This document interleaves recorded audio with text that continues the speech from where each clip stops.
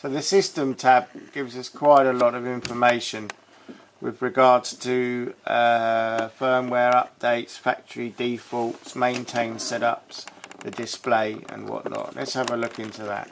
So you can see on the left side all those different subsections are there. First one being general. We can change the date of the unit and the time if we require.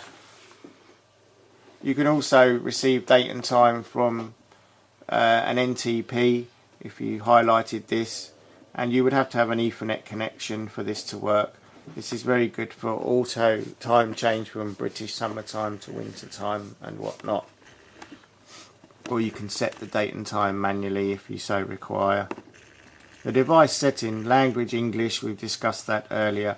A lot of these settings were on the original power up of the setup wizard, but you can obviously go back in and change them through this subsection.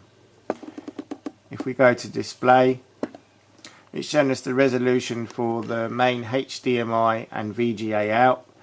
If you're using an older style monitor, you can change this. The highest resolution would be 1080p, but if your monitor isn't full HD, you could change that to 720p. It's showing you transparency for the menu, which you can use. With the slider, it's asking about the OSD time, if you need to show that, and the channel name if you would like that to be displayed. We showed you how to use that and change that earlier on. Show after boot means when you reboot the unit, how does the configuration come up. We've got this set on 4 screens.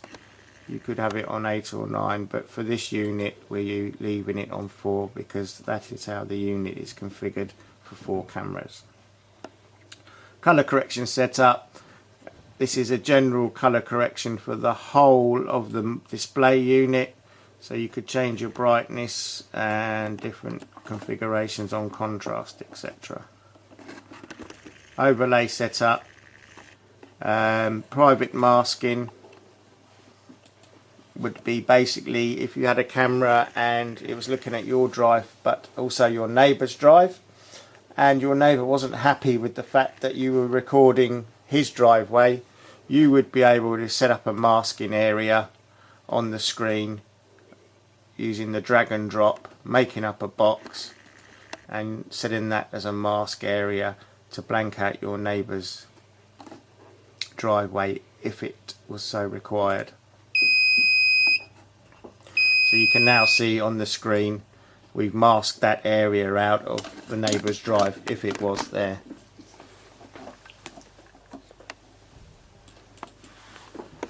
It gives you a blue box that we demonstrated just now of how to set up that section, and now that can't be seen in a live view or on a recorded view if it was required. So if you wanted to come back out and change that, you would go into display and overlay setup, choose your channel. This is channel 1. We untick private masking, it will clear. So it's a very useful feature if, like I said, you had a shared driveway or you had a camera in the back garden that happened to catch a window of a neighbour's house, and to avoid any problems you can set up the masking and obviously show the neighbour that this isn't being recorded. Like I say, it's a very useful feature on the display. Okay, so let's talk about the system configuration again. We're looking at the general screen as you first open up that tab, and one thing I would like to say is regarding the standby time in minutes. This at default is set to 10 minutes.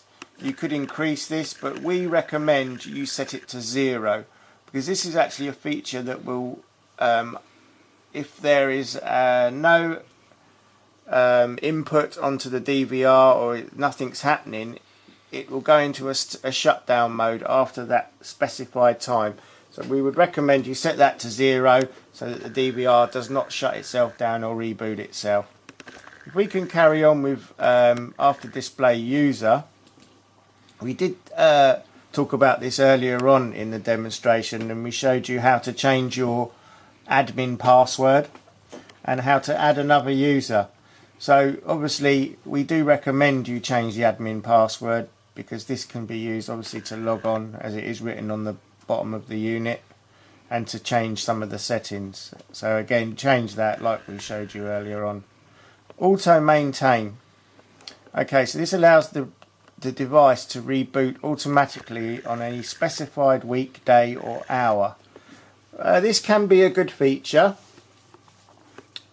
We'd probably recommend, if you do this, try and set it for sort of like 2 o'clock in the morning, when nothing really is happening on a Sunday night or early hours of the Monday morning. If you don't want this feature, then just click never and it won't ever happen.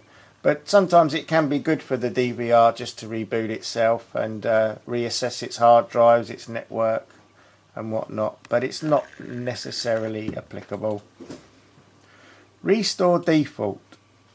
Okay, if you've made some changes to the menu, or somebody else has, and it's caused some problems or conflictions, it can be good sometimes to just restore the defaults, which is basically bringing the unit back to factory settings as it was when you first took it out the box after your purchase. If there are certain settings on there that you don't know how to reconfigure, then obviously it's not advisable to restore all of the factory settings. So what you could do is choose which it is. So if you've lost your user codes, you could just say restore, untick all of these, restore the user, and that will go back to default as it was when it came out the box. If it was to do with email or display, you could just default that back to factory settings. So again, this can be a useful feature. The update menu would basically allow you to upgrade the firmware of the DVR. So if there was a new release of firmware, i.e. the operating system, it could give you more features, or it was just to get rid of a bug that may have been found. You would have to get this software from the website of the supplier or manufacturer, download it onto a USB stick, plug that into the front of the DVR, and then obviously select that file and upgrade. If we go to channel configuration, as default you can see you've got channels 1 to 4 AHD. That is the configuration of the analog HD cameras that are on the BNC inputs on the back of the DVR, which we showed you in the section from out the box. You can actually add IP cameras to this unit, which we did touch on earlier. Obviously they don't come with IP cameras, but as we said earlier on, you can get a PoE switch, plug it into the Ethernet port, and allow you to have a few IP cameras on that. By adding IP cameras, you will actually lose some of the analog HD cameras, so please be aware of that. But by unticking these 4, it will actually allow you to have 9 IP cameras. You would then have to confirm this, go back into the camera configuration and auto detect for IP cameras. But as we said earlier, this isn't something that comes with the package. It's strictly a 4-channel analog HD DVR that comes with 2 720p cameras.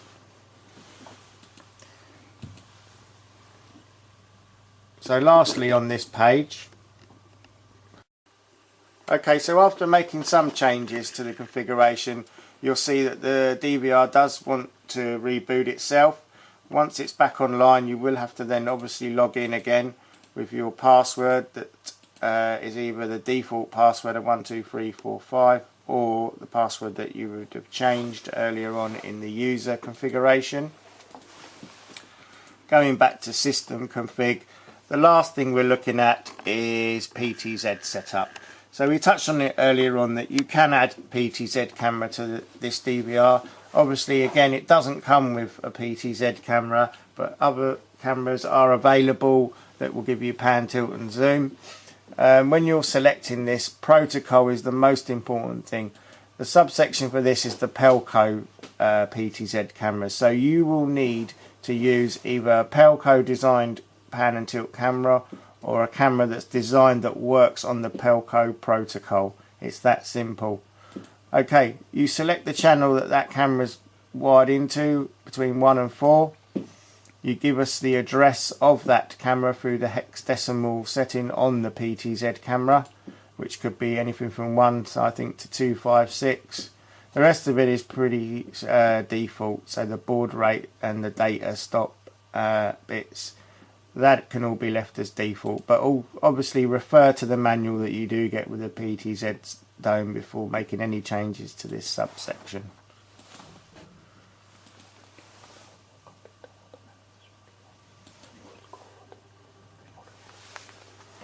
So now we've completed all the setup configuration and instructions. We'll now explain how to set up the remote view with the QR codes.